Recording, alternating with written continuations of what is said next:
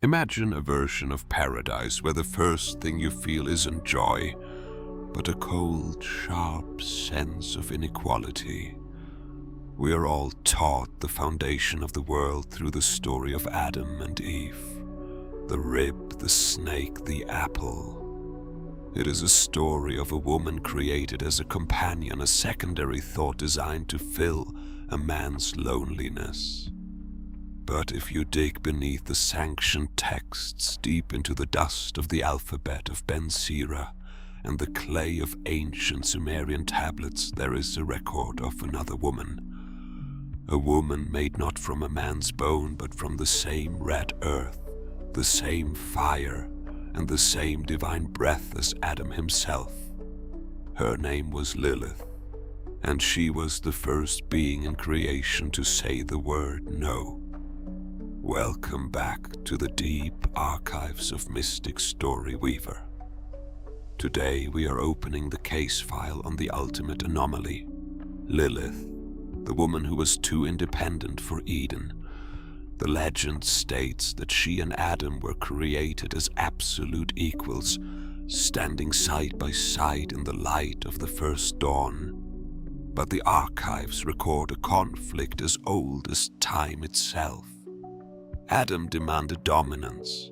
He demanded that Lilith be his subordinate in all things. Lilith did not argue.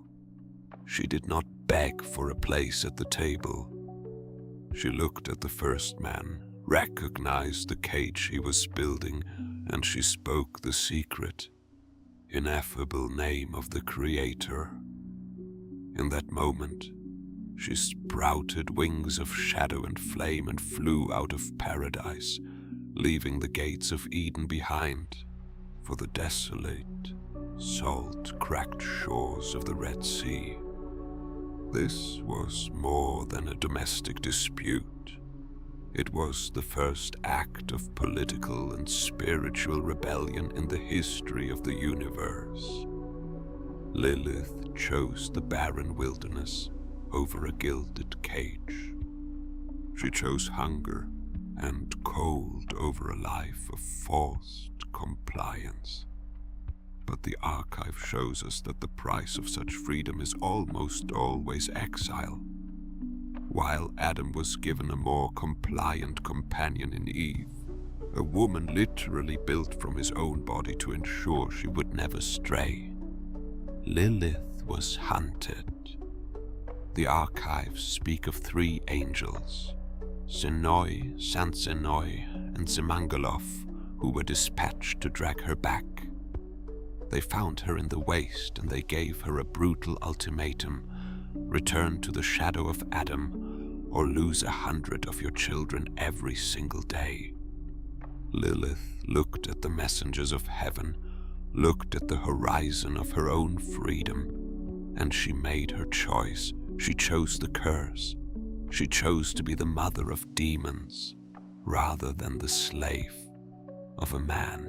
To truly understand the Lilith of the archives, we have to look at the process of demonization. Once a figure refuses to serve the official narrative, the history books, almost always written by the victors, turn them into a nightmare. Lilith was no longer the first woman. She was stripped of her humanity and transformed into the Lilitu of Sumerian lore. In the eyes of the fearful, she became a creature of the night, with the wings of an owl and the talons of a predator. She became the night hag, the child stealer, the one who haunts the dreams of men and steals the breath of infants in their cradles. In the medieval Zohar and the Kabbalistic scrolls, Lilith is described as the queen of the Shedim, the chaotic spirits of the desert. She became the mother of monsters populating the dark, forgotten places of the world with the offspring of her grief and her defiance. But if we look closer at the evidence, a psychological pattern emerges. Lilith became what the world feared she would be. Denied the role of a mother in Eden, she became the terror of mothers everywhere else. Denied the love of a man on equal terms, she became the succubus that drained the strength of those who slept. This is the tragic feedback loop of the Exile. When you cast someone out and label them a monster, eventually, they stop trying to prove you wrong and start perfecting the role you gave them. But there is a secondary, more subversive layer to her anatomy found in the Gnostic fragments. In these traditions, Lilith is the true spirit behind the serpent in the garden. The archives suggest it wasn't a common snake that tempted Eve.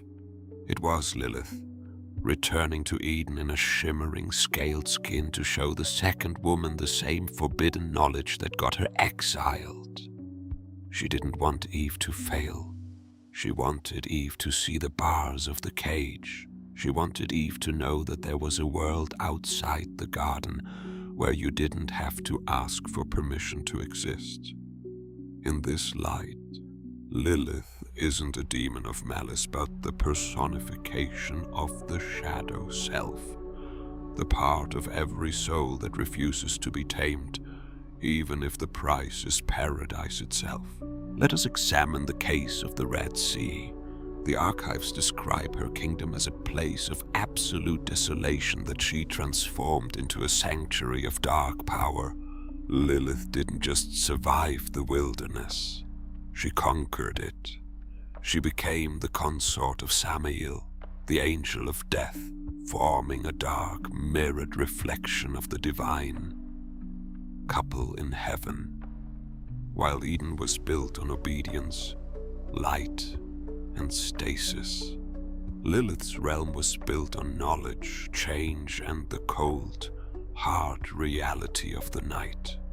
She created a civilization in the shadows, a refuge for every spirit that didn't fit into the perfect plan of the heavens. For centuries, the archives record the use of Lilith amulets, clay bowls, and silver charms that parents would hang over their children's beds to keep her away. Her name became a curse, a word whispered in the dark to ward off misfortune. But why was she so uniquely feared?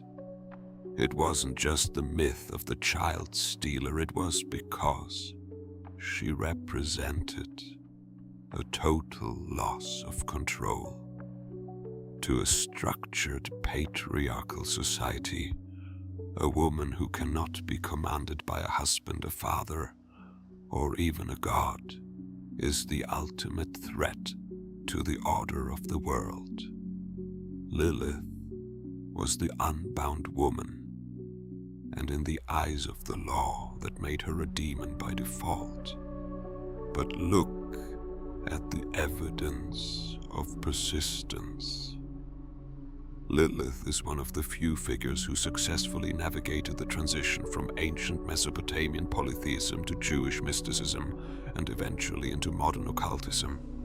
She appears in the Dead Sea Scrolls, in the margins of the Talmud, and in the fever dreams of romantic poets. She is the ultimate survivor. She represents the parts of human nature that are written out of the official story but refuse to stay buried. She is the inkblot on the page of history. The more the scribes try to scrub her out, the more her influence spreads across the paper. She is the permanent record of the first time humanity demanded to be free. Why does Lilith still occupy such a prominent place in the mystic story weaver archives? Because she is the raw archetype of the price of freedom. We all, at some point in our lives, face our own Eden protocol.